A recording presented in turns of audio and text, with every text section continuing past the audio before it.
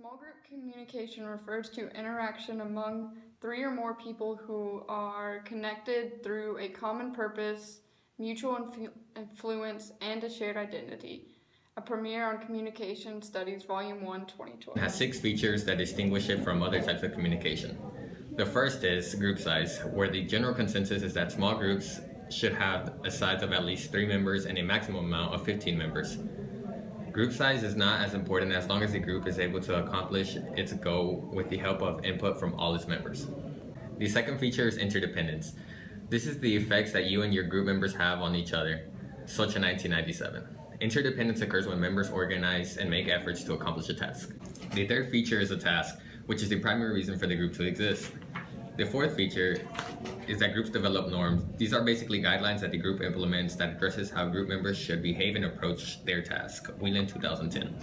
The fifth feature is identity. This refers to the psychological and or physical boundaries that distinguish a group member from a non-group member. Myers and Anderson, 2006. The last feature is group talk. This is the specific types of communication in which you and your group members engage. There are 2 types of communication that can occur within your group. These are problem-solving talk and decision-making talk.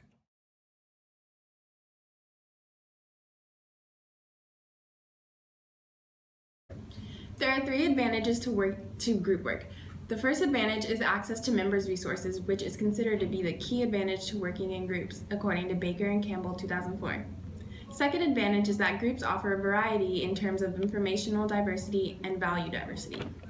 The third advantage is that a group can engage in creativity through the 6 thinking hats.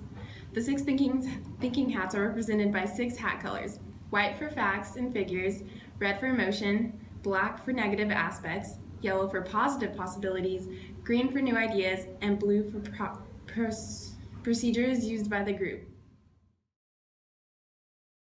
However, there are 3 disadvantages also.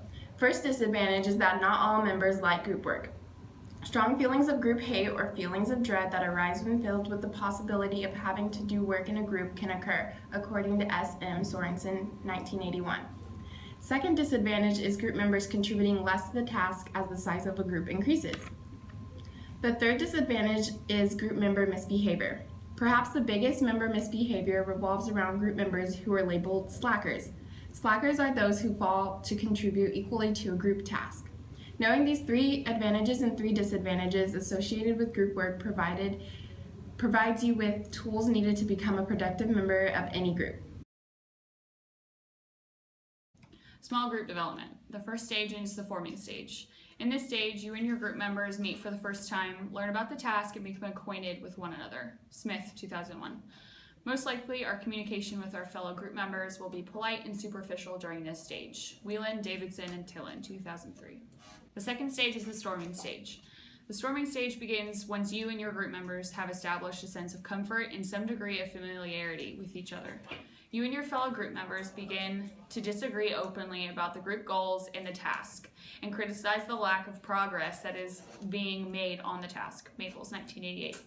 During this stage, members must resolve any anxiety they might experience about being a group member. Borman, 1989. The third stage is the norming stage. You and your group members have resolved your initial conflicts and you've begun to work together on the task. Communication among members becomes more open and task-oriented.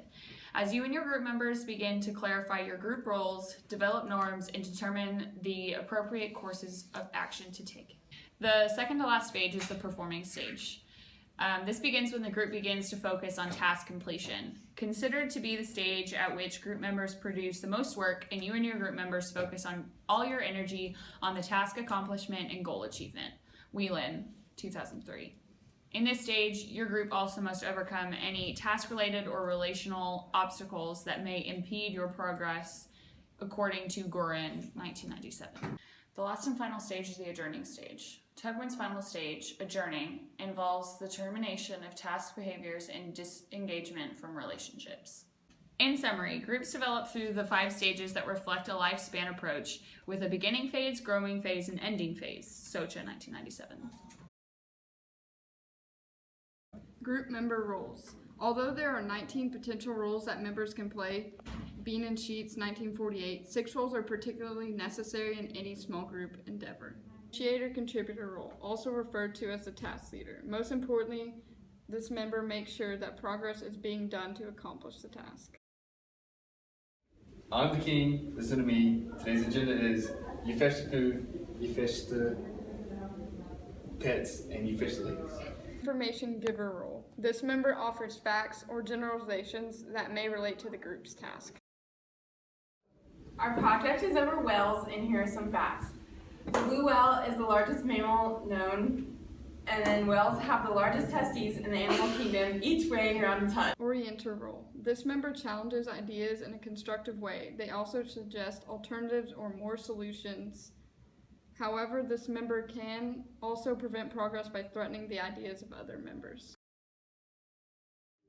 For this assignment, I think we should do a PowerPoint. We've already done 2 PowerPoints. I think we should do a video.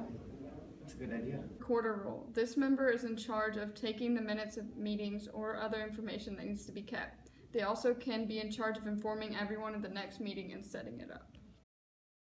Alright guys, so today we talked about what small group communication was and the 6 features it has. We'll be meeting next Thursday from 5 to 7 at Willis. Dismissed.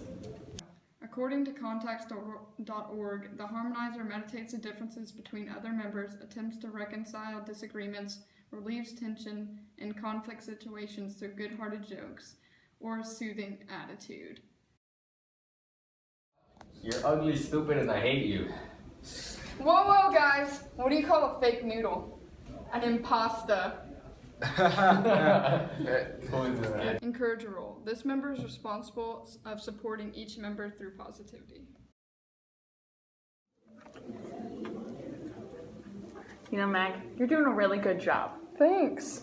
Group leadership. This is going to be how you complete a task and establish relationships with your group members. There are 3 main leaderships that we will focus on: shared leadership, emergent leadership approach to leadership, and counteractive influence approach to leadership. Shared leadership. Any member can assume leadership anytime during the group's meeting and rotates between all members. Emergent leadership. This is where the group chooses a few leaders to share the leadership with and eliminates the ones who lack leadership quality. Lack of leadership quality includes being late or not showing up to the meetings, misbehaving, or being a slacker. Counteractive leadership. Another way in which shared leadership may emerge is through the idea that members viewing leadership as a counteractive influence. Gore in 2003.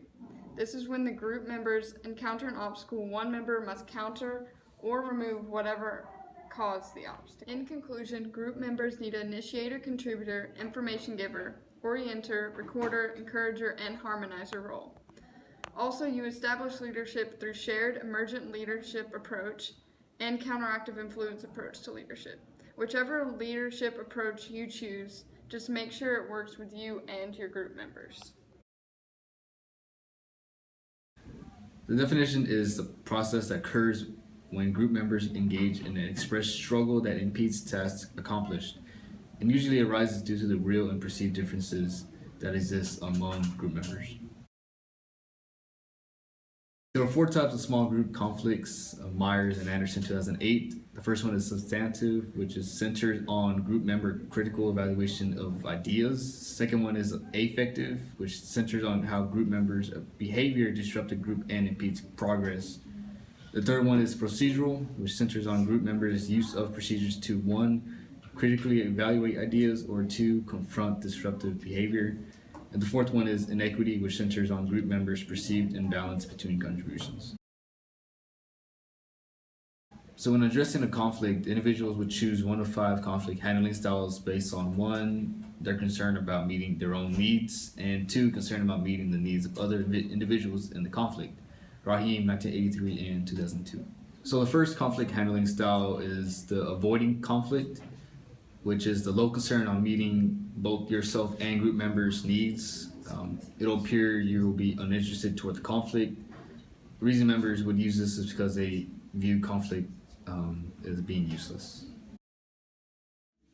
We need to do this today. I don't think so. It's probably better to do this one first. Man, this is a better option.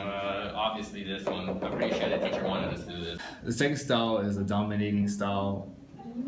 which means that you'll be more interested in meeting your own needs than the needs of other group members, which means that you're embracing the win-lose mentality with the focus on winning.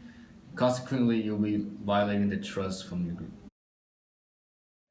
Alright, I need every picture in the world for large testes of males done today. I can't today. I have something else. I don't care what you gotta do. This does be done today.